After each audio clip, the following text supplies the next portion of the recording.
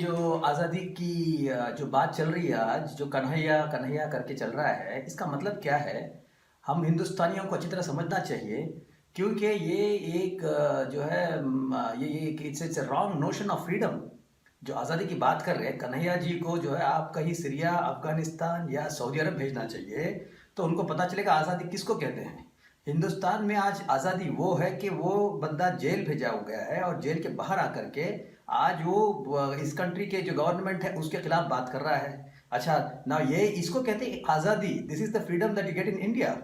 Indian Muslims हैं या India के जो मुसलमान हैं, हिंदुस्तान के मुसलमान, ये इस तरह की चीज़ों को सपोर्ट नहीं कर रहे हैं और ना ही करना चाहते हैं। और ये डायरेक्ट डिवाइड है between the patriotic Indians and the so called secular intellectuals. ठीक है ना, मुसलमानों को हिंदुस्तान में जितनी आज़ादी है दुनिया में किसी भी मुल्क में नहीं है। और इस तरह के स्टूडेंट्स जो है, जो स्कूल आते हैं, जो कॉलेज जाते हैं, ये यहाँ पर आकर के कैंपसों में अपना एक नज़रिया बनाए, पर्सपेक्टिव बनाए कि how the nation can be made stronger. किस तरह इस देश को जो है तेज़ बनाया जाए और इसको मजबूत बनाया जाए।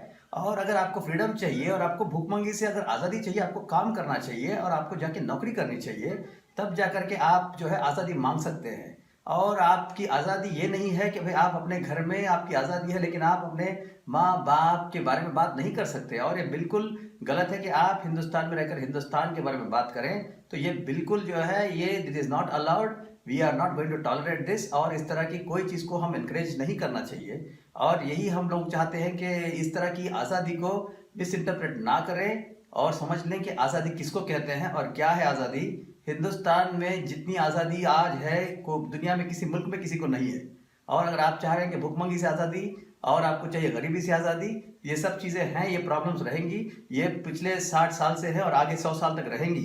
तो इसका मतलब ये नहीं कि हम यहाँ पर बैठ करके हम अपने देश में ही अपने देश वालों को गालियाँ दें और इस तरह की एक डिफरेंसेस को पैदा करें। This should be stopped.